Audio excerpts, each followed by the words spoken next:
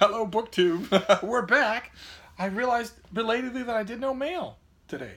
And the mail, I think, is very late. It's late now, and a big, gigantic tub of stuff has not come. But we do still have some packages. And I've got a helper. So let's see what we have. We've got 3 packages to go through. Nothing wrong with that. We can do a small mail haul. What is this first one? Feels very light. Oh.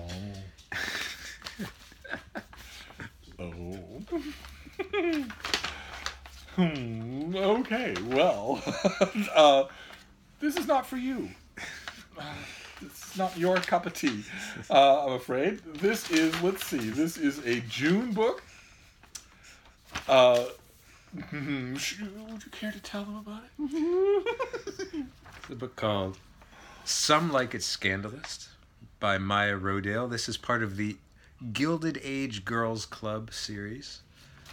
It's the author is a USA Today bestseller, and Sarah McLean calls it smart, sexy, fun with an exclamation point. You know, you've never been a USA Today best-selling author. Your tone is dripping with condescension. Never once. This is actually the second Gilded Age New York romance that we've got on this channel in a week. We got one just a little while ago that promised that it had all of the period detail of Edith Wharton, only with a feel-good ending. And I was astonished. Doesn't Edith Wharton provide feel-good endings? Oh, yeah. When a heroine dies. Drinking laudanum. Frida, get away from there. No. Frida's eating calzone sauce. But before the heroine dies, she spends 200 pages wishing that she were dead. That's nice, too. So Theodore Prescott III, one of Manhattan's millionaire rogues of Millionaires Row, has really done it this time. The only way to survive his most recent unspeakably outrageous scandal is to marry someone respectable, sensible, flawless, someone like Daisy Swan. Daisy Swan has plans for herself, and they do not involve a loveless marriage with anyone. Certainly not to one of New York's most incorrigible rogues. But when a devastating family secret threatens to destroy her standing in society, a fake engagement with Theo is suddenly just the thing she needs to make all her dreams come true. How much do you want to make a bet that their fake engagement starts to become real? See what you're missing when you don't review these things? You and your hoity-toity column? This book is dedicated for all the ladies who wear red lipstick and the gentlemen who read romance. There you go. Let me know if you need a copy. He's not going to let me know. He doesn't care. Upper middle class Connecticut divorce. That's well, anyway, let's... Oh, goodness gracious. Oh, my. Okay. Do we have a sell sheet in there? No, we don't. No. All right. This has no sell sheet. So that's okay. We'll do without it. This is a November release. So once again, as I've said before on this channel... November. Yeah, when I get a November book, I'm not in a hurry to read it. There's a ton of things between now and then. So this is going to come out at the end of the year. This is by Andy Greenberg, that name sounds really familiar, and it is Sandworm, a new era of cyber war and the hunt for the Kremlin's most dangerous hackers. Ew. So this is nonfiction. Does the journal have a sort of a tech beat? Do they do books like cyber warfare, that sort of thing? They have the people who do that. In 2014, the world witnessed the start of a mysterious series of cyber attacks. Targeting American utility companies, NATO, and electric grids in Eastern Europe, these strikes grew ever more brazen. They culminated in the summer of 2017 when the malware known as NotPetya was unleashed. It penetrated, disrupted, and paralyzed some of the world's largest companies, from drug manufacturers to software developers to shipping companies. Gee, that's horrifying. Think about all the things those 3 things entail. That's horrifying. At the attack's epicenter in Ukraine, ATMs froze, the railway and postal systems were shut down, hospitals went dark. NotPetya inflicted an unprecedented $10 billion in damage worldwide, the largest, most devastating cyber attack the world has ever seen. The hackers behind these attacks are quickly gaining a reputation as the most dangerous team of cyber warriors in history. Sandworm. Working for Russia's military intelligence agency, they represent a persistent, highly skilled force one whose talents are matched by their willingness to launch broad attacks on the most critical infrastructures of their adversaries. This is going to be disturbing to read. Really disturbing. Because the mention of hospitals ought to chill the blood. Yeah. Good Lord. I wonder if there's anything to do with that Mark Bowden book, Worm? It was called God Worm. Almighty, I love that book. This seems a little too late for that. It seems like this would have been after that. That was the, help me out here, Olive's husband, Conficker. That's right, the Conficker virus. I don't know why Olive keeps coming up in these videos. But her husband is a tech guy. And but I loved that book. Loved it. It taught me so much. Mainly to be afraid. It taught me to be afraid. Bean, Frida. The bean has been bouncing all around. She has a guest. Someone to play with. All right. Well, this comes out in November. It has a blurb from Clifford Stoll, author of The Cuckoo's Egg.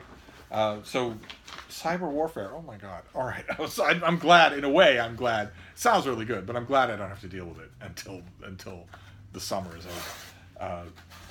But what a contrast! Gilded Age brides. Have you ever had a virus on one of your computers? Oh God, I don't know. Have you? You don't even know. I think I would. have, You know? Yeah. Isn't the purpose of a good virus that you wouldn't know? Really? But you don't know it all. Frida, no, baby. No. It's like a marinara sauce. She loves it. It's getting all over her whiskers.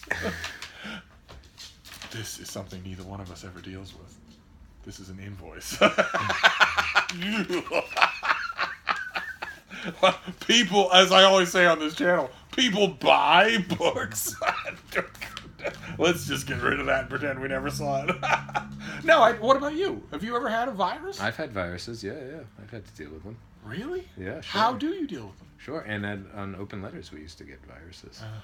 We got hacked a couple times. We got hacked by I don't know where they were from, but they were Arabic speaking hackers, and they put sort of terrible they hacked into the site and they plastered something over the main page that was like photographs of war atrocities or something, maybe like Palestinian war atrocities, something like that. And they had all sorts of messages in Arabic and in English. Yeah, we got hacked. In case you're wondering, this is two things. One, the Open Letters that Sam is referring to is Open Letters Monthly, the literary journal that we helped to found along with John Cotter. We were the editors of it for a long time. Yeah. And that's thing number one. It's not Open Letters Review, the descendant of Open Letters Monthly. And thing number two is the reason that he's telling me this as news and I'm receiving it as news is because it's exactly the sort of thing that no one would have bothered to tell me during Open Letters Monthly. I was busy when the couch was over on that side of the room writing 10 reviews a day, so I didn't know this until now. Oh yeah, it was a nightmare. We had to hire a company who goes through the entire site and they find all the malware. Good Lord. And everything, and they get rid of it and they close it up. Oh yeah, it took them like 6 hours to go through, because our site was so badly sort of... It's very buggy. It was very buggy and badly made, and had all sorts of weird sort of stuff in it, so they had to... It took them a very long time to go through. So somebody had to find us and decide to do that, or is all of that automated? I believe it was because we ran a review of a history of anti-Semitism. I don't know for sure that was the cause. But there might have been a keyword, something like that. Something like that. Oh, I think that might have been the reason that we were hacked by Arab, Middle Eastern based hackers at the time. Yeah, I think that was the reason, because it was I think it was like, the book was just called Anti-Semitism, and it was a big long review of it. Oh yeah, it was a mess. I'm assuming they kept all this from me, because if they'd told me, I'd have said, somebody should call Theodore Roosevelt. This is not bully. Oh, I should also point out that at this point in the video, 5 years ago, if it had been my basset hound Lucy who was doing this, we would both not be talking to you. If she were laying on us, we'd both be going, Instead, my lightweight little bean gets to jump all over us, and it doesn't matter. There's video of you with Lucy laying on top of you. Yes. There's video of that. I should find that somewhere. But I don't have to deal with any of that now, because I have a Chromebook. and they're completely invulnerable to that sort of thing. They automate automate automatically, and they're no more capable of being hacked than Google is, because it's the exact same thing. That's what you're getting. So, my wife got hacked. It was a weird virus that made the your homepage automatically Bing.com, not instead of Google. You couldn't, if you wanted to get to Google, you had to go into Bing and type Google. Oh my God! And then get to. But Google. that wasn't Bing doing that. No, it was somebody wasn't else. Bing. Oh, it was some weird. So weird. It's some weird. I mean, if you look it up, you can see I mean, it's a common virus, and I didn't even know what the point was exactly. What it did. I don't know. It just fed some sort of malware into our system. Well, and also, one of the point must be that it slaves your keyboard, so that when you're doing that, they know everything you're doing. Yeah. They know everything you're typing. Oh yeah, possibly. Which is that's the polite fiction that we use to make ourselves forget that Bing and Google also do that with our keyboards. So it's not like you have any kind of data privacy at all. And the apps that try to sell you that have been bought by the people who you're trying to protect yourself from. So it doesn't matter one way or another. But my Chromebook is wonderful. It's got a poundable keyboard. It doesn't emit any heat. It doesn't need a fan. And all it is a window to Google. So if you're searching the web on Google, and that's where you're going to Wikipedia or YouTube or Instagram or all the sites that us kids love. No, he doesn't even know what I'm talking about. God. But in addition to that, if you use Google Docs, which I can't imagine how I ever get along without it, because if I make a Google Doc and then I go to a Mac or anywhere else, it's right there. It's not like I'm saying, oh, geez, I wish I'd saved and sent that document to myself. Mm-hmm. It's right there. It's where it's there. It's on my account. It's not on any machine. That is just wonderful. But so anyway, Sandworm. We'll get to it when we come closer to the time. I will talk about it. Chime in the comments field if Russian hackers have ever targeted you. That's a good idea. See, you're a natural booktuber. Yes, not necessarily Russian hackers, because Elena Macrodina is a Russian booktuber, so we don't want to point any. Besides, these hackers are Ukrainian. Oh, sorry. So it's not necessarily Russians. It's although I can't help but think, whenever I see the news, whenever I see the Mueller report or any of these findings, I always think about that scene in The West Wing, where Leo McGarry is saying, yeah, we thought about all these multicultural things with the Gulf and everything, and all of us thought that it would be the Russians, and now 20 years later it's us and it's the Russians. But Mitt Romney got mocked when he said that sort of thing. Not that I'm talking about the Russian people. Of course, we're talking about government to government here, and also whether or not these hackers are even government agencies. They might not be. No. Who knows? But Sam's the YouTube term for it is call to action.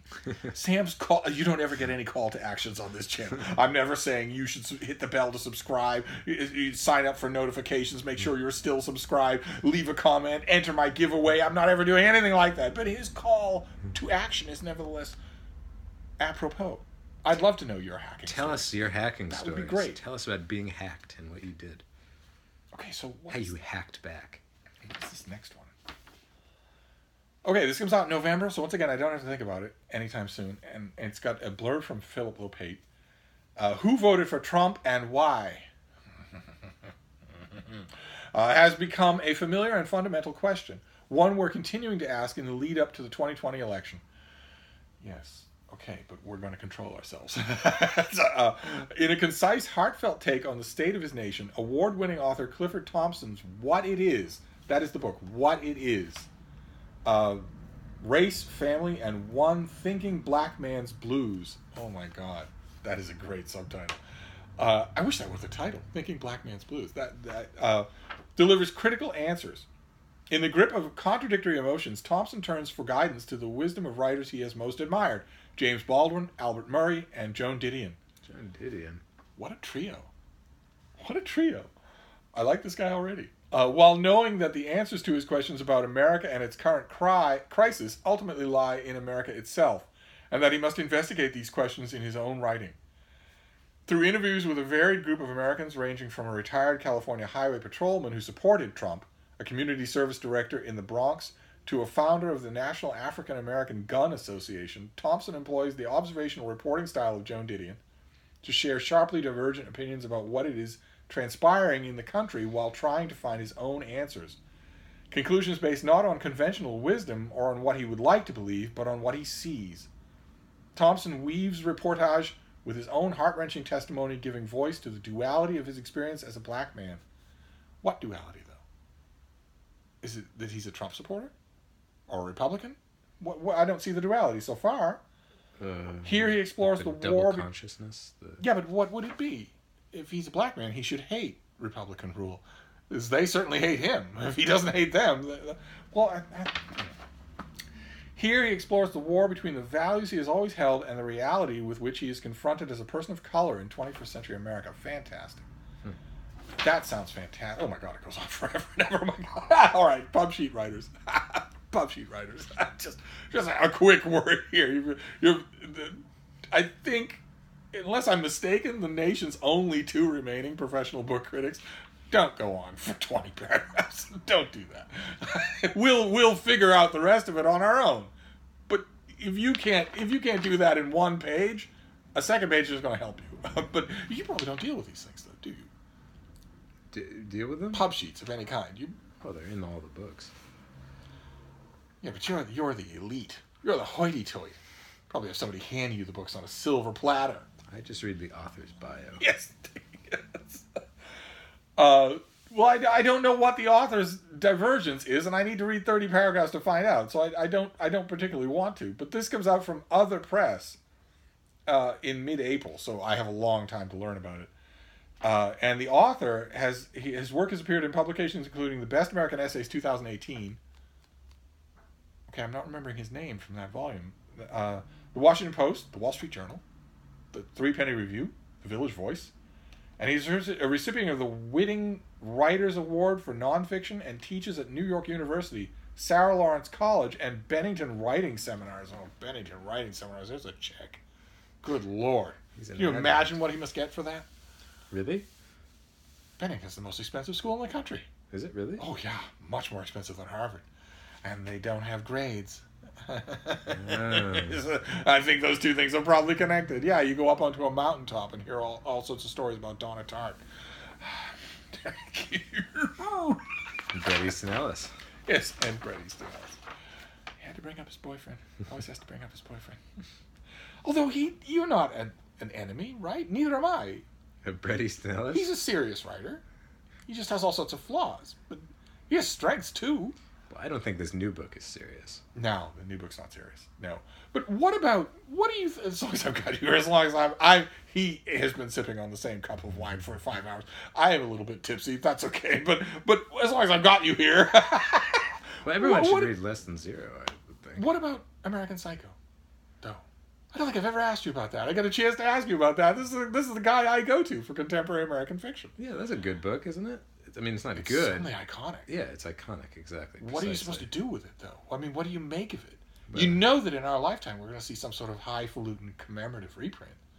What anniversary is it coming up on? 40? 50? No? I could just feel that long. It was mid-90s, wasn't it? Or was it earlier than that? I don't know. But what do you make of... I mean, what is he? Are we going to see a great work from him? Another great work? No. You got to read James Wolcott's piece on his nonfiction book in the London Review of Books. It's basically his point, Wolcott's point. It's a very funny piece, and his point is that Bret Easton Ellis discovered podcasting, and he's good at podcasting. And podcasting, it just comes so naturally to him, and it's so easy, and it's so like it's clearly his new métier. Really? And writing. Oh my. That's where the new book comes from. You can see it clear as day. The new book is just him sort of like, and then I thought this. And it's that's just a shame. Rambling. Yeah, it's the literature of podcasts. Oh, that's a shame. Yeah, when are you going to podcast? Should we start a podcast? Huh? You, me, and Britta. Or maybe your precious Olive. No, I don't know that I would want to. Although podcasts are intensely monetizable, aren't they? That's why people love them, because you can make money off them. Well, you just beg people to... you say you have to give me, $5 a month or something if you want to listen to my podcast. You do a Patreon or something. Don't get me started about Patreon. Don't get me started. I actually have one.